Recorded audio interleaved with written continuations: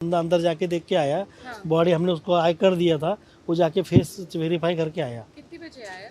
हम लोग कुछ तो भी 7:30 के आसपास यहाँ पहुँचे। शाम को। हाँ, शाम। आपका क्या नाम है? और हमें समीर शेख, वो आपके मेरा लड़का है इरफान शेख, इरफान आपके बेटे थे, वो क्रू में हैं। क्रू में।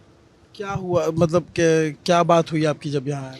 तो वो लोग बोल रहे थे कि अभी हमारा प्रोसीजर चल रहा है, आप ब्लड सैंपल दे दो। हम ब्लड सैंपल भी दे के आए, लेकिन जो एयर इंडिया का बंदा आया तो बोला कि मेरे को फ़ोटो दे दो। फ़ोटो देख के वो अंदर गया, फेस वेरिफिकेशन करके आया, बोला बॉडी है अंदर, वो डीएनए रिपोर्ट का ज़रूरत नहीं है, 1-2 घंटे में बॉडी का अपन क्लियर करते। और बाद में पुलिस लोग रोक के रखा है कि नहीं नहीं 3 दिन के बाद में रिपोर्ट आएगा तभी छोड़ेंगे। आप लोग कहाँ से आए हैं? हम लोग पुणे से आए अभी। पुणे से? हाँ, अभी 3 दिन ये लोग बॉडी रखेंगे, 3 दिन हम लोग इधर रुकेंगे। उसके बाद में कब बॉडी देंगे कब जाएंगे मालूम नहीं। सर इरफान जी से आप आखिरी बार कब बात हुआ था या क्या बात हुआ था सर? मतलब कब बात हुई थी कुछ आपकी? नहीं, वो जब भी जाता था तो फ़ोन करता था कि मैं अभी बोर्ड हो गया, और जब लैंड करता था तो बोलता था ये लैंड हो गया अभी नहीं क्या। वो पुणे में ही रहते थे आपके साथ? नहीं नहीं, उसका बेस बॉम्बे था। तो सर बॉम्बे से आज ही निकले थे इरफान जी या? नहीं, वो कल आए, कल आने के बाद में एक दिन उनका लेयर था, लेबर बोलते हैं वो लोग उनका टेक्निकल लैंग्वेज में। दिल्ली में लेओवर और नहीं, अहमदाबाद में लेबर था इधर, और यहाँ से अभी वो इसमें जाने वाले थे, लंदन जाने वाले थे ऐसा। So how old was he sir, कितने एज है? 22। इज ही मैरिड और नो, अनमेरिड। एंड सर कब से इंडिया में सर? 2 years। 2 इयर्स से इंडिया में। एंड बेसिकली ये कि आप लोगों ने अपना सैंपल्स दे दिया, सैंपल- बॉडी नहीं दे रहे थे। हाँ, सैंपल दिया, लेकिन उनका सैंपल क्यों ले रहे हो, क्योंकि बॉडी सबके बर्न हो गए, तो वो बोल रहे हैं कि अभी हम डीएनए टेस्ट करके ही बॉडी क्लियर करेंगे। अब हमारा ऑलरेडी आइडेंटिफाई हो रहा है क्योंकि फेस बर्न नहीं हुआ है हमारा, तो अगर जब आइडेंटिफाई हो गया हमारा तो हमारे को दे दो। हम क्या बोल रहे हैं कि हमारे को दिखाओ ना बॉडी।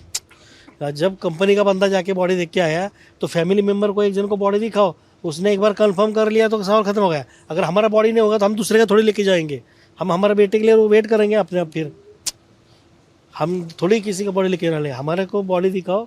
वो जब कोई दूसरा देख के कंफर्म कर रहा है तो हमको देखने में क्या प्रॉब्लम है। अभी बोल रहे 3 दिन के बाद ही देंगे। अभी वो बोल रहे नहीं, हमारा प्रोसीजर फिक्स हो गया है कि 3 दिन के बाद ही हम देंगे बॉडी। ये जो फ्लाइट थी इसमें कैप्टन वो क्रू मेंबर थे और मुंबई बेस था उनका, वहीं से आते जाते थे। हाँ, उधर से आते आते। तो रात के तकरीबन 2:30 बज रहे हैं और ये अहमदाबाद का सिविल अस्पताल है, हम यहाँ पे पहुँचे।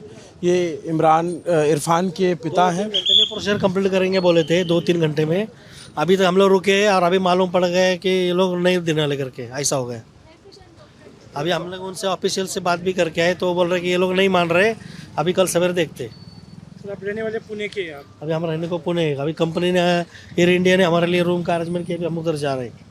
सर कितने लोग आए सर आप अपने परिवार से? आप अभी हाँ, मिसेस भी है सर? मैं, मिसेस, मेरा लड़का, हमारे साले साहब उनकी वाइफ, ऐसा लोग आए हम लोग। अकेला बेटा या और बेटा? हाँ, और एक लड़का है मेरा, और एक लड़का, एक बड़ा लड़का छोटा लड़का? ये छोटा लड़का था। ये उनके इरफान के पिता हैं, जो इरफान 12 क्रू मेंबर्स थे AI-171 में, और AI-171 में जो क्रू मेंबर थे उनके पिता, उनका परिवार है जो पुणे से आया हुआ है। लेकिन जो डीएनए प्रोसेस है उसके बाद ही बॉडी देने की बात कही जा रही है।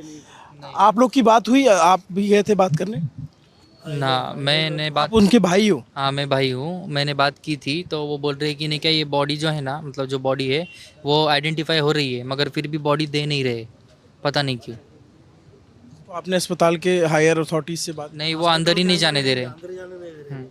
वो टाइम को ऑफिशियल्स अंदर जाके देख के आए एयर इंडिया के, और उनको हमने उसका जो आई कार्ड दिया था तो उसने फेस वेरीफाई किया, और सिर्फ हमने जाके ये फाइनल करना था कि हाँ भाई आपने जो किया आइडेंटिफाई वो सही है, क्योंकि घर का आदमी अपने बंदे को पहले पहचानेगा ठीक से, अगर दूसरा बंदा पहचाना तो हम क्यों नहीं पहचानेंगे।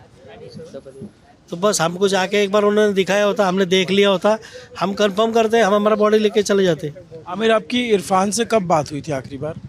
मेरी कल बात हुई थी, अम्मी के साथ उसकी रोज़ बात होती है, मेरी कल बात हुई थी उससे। यही वो बोल रहा था लंदन वगैरह जाने वाला है करके, वही नहीं, बस और कुछ नहीं बोल रहा था, उतना ही। वो अक्सर जाता रहता था ऐसे लंदन? हाँ, ये तो काम ही है उसका। वो इंटरनेशनल फ्लाइंग करते रहते थे या फिर? वो कैबिन क्रू है मेरा भाई, एयर इंडिया का ही, उसमें ही सर्विस करता है, वो एम्प्लॉई है। जैसे वो इंटरनेशनल फ्लाइंग लगातार करते थे या इंटर स्टेट करते? हाँ, लगातार करता है। तो जैसा जॉब आता है वैसा करना पड़ता है ना। इरफान ने पढ़ाई कहाँ से किया था?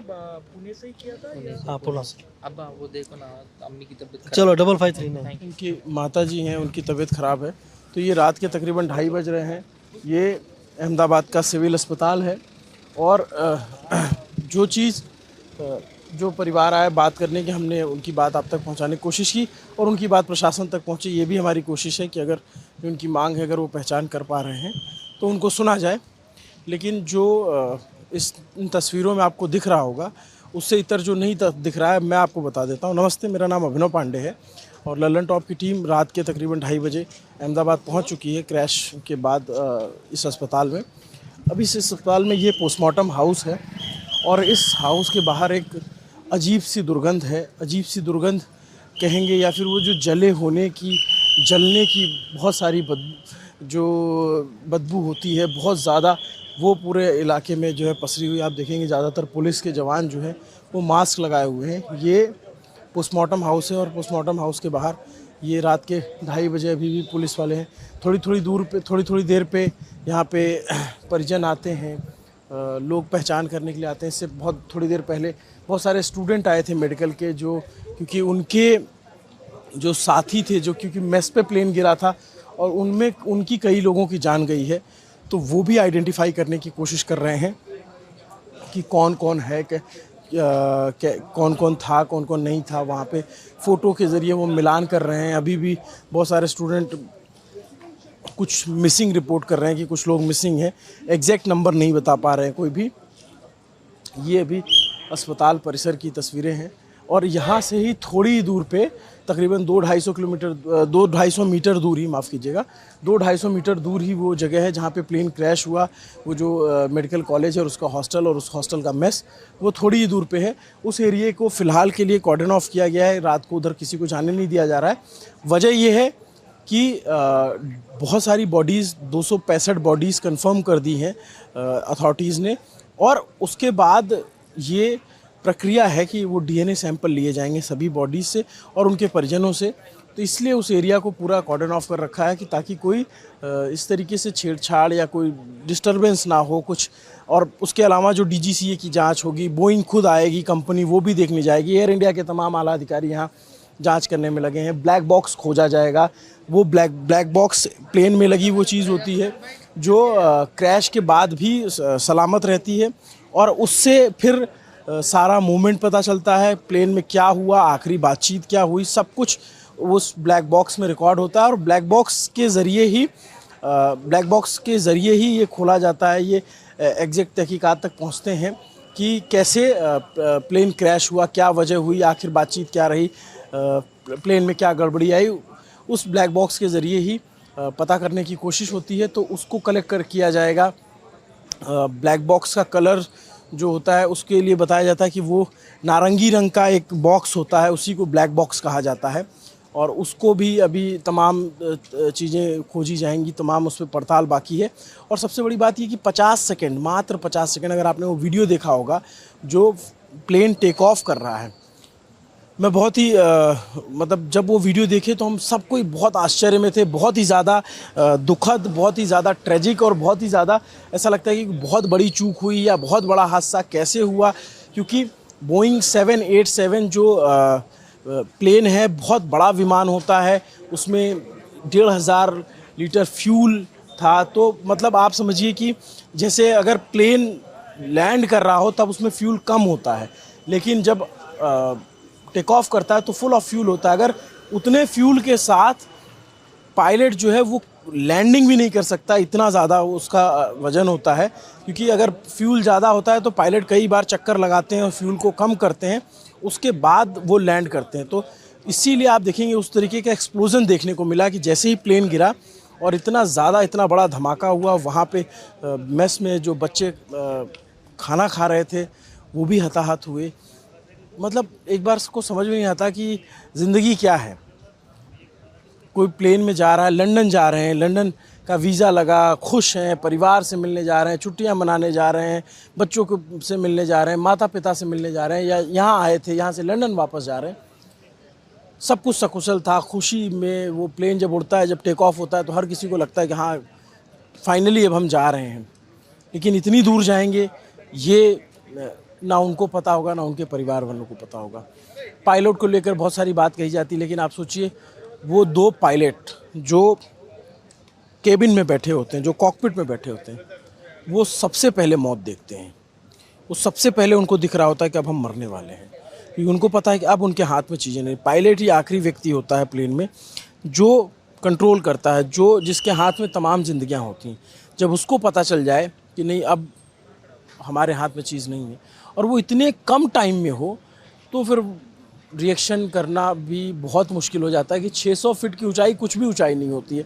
और 600 फीट की अगर मान लीजिए थोड़ा ऊपर हो, 10,000 फीट पे हो, 15,000 फीट पे हो, एक आध इंजन फेल हो, तो फिर पायलट अपना दिमाग लगाता है, अपनी मेहनत करता है। कई बार आप देखे होंगे कि पानी में प्लेन लैंड कर जाता है, कई बार रनवे पे बेली लैंडिंग होती है, लेकिन यहाँ तो कोई चांस ही नहीं था। प्लेन उड़ा और गिर गया। मतलब इतना बड़ा मशीन का फेलियर, इतना बड़ा, मतलब ये भारत के इतिहास में इतना बड़ा क्रैश कभी नहीं हुआ था। इससे पहले जो तमाम हादसे हुए उसमें देखेंगे कि इतना बड़ा प्लेन जो ये बोइंग 787 जितना, जिसमें जैसे नॉर्मल प्लेन में आप बैठते होंगे तो दो सीट इधर होती है, 3 सीट इधर होती है, वो इतना बड़ा होता है, 3 सीट बीच में, 3 सीट साइड में, 3 सीट इधर, फिर आगे बिजनेस क्लास। उतना बड़ा प्लेन कभी भी क्रैश नहीं हुआ था। ये भारतीय इतिहास का सबसे बड़ा प्लेन क्रैश है। इससे पहले जो चरखी दादरी हरियाणा में 90s में हुआ था, वो 2 प्लेन आपस में टकराए थे, लेकिन वो भी इस तरीके की, वो दूसरी गलतियों से हुआ था, लेकिन इस तरीके से क्रैश नहीं हुआ। तो अभी फ़िलहाल की स्थिति मैं आपको यहाँ पे लेकर आया, मैं दिखाने की कोशिश कर रहा हूँ।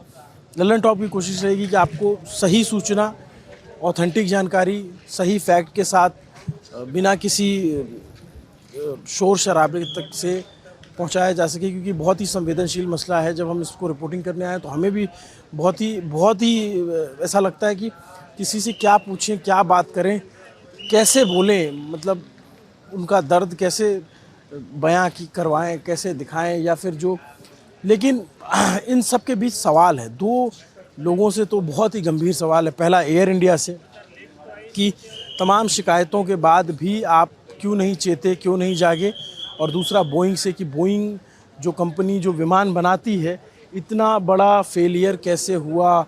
ये पूरी दुनिया के लिए शौक का विषय है, क्योंकि आमतौर पे फ़्लाइट सुरक्षित मानी जाती है। दुनिया में फ़्लाइट क्रैश होने की दर बहुत ही कम है, 0.01% भी नहीं होती है। उसमें इतना बड़ा प्लेन क्रैश होना, ये बहुत ही चिंताजनक है, बहुत ही ज़्यादा परेशान करने वाला है। इसको लेकर के DGCA क्या जांच करता है, DGCA की जांच रिपोर्ट में क्या आता है। सवाल DGCA से भी है कि आखिरकार जो भारत सरकार की बॉडी है DGCA, वो जो इन सबको रेगुलेट करती है, उन तक जो शिकायतें जाती हैं उनको किस तरीके से निपटारा किया जाता है। कहीं इसमें कुछ फटीक तो नहीं था, क्या हुआ।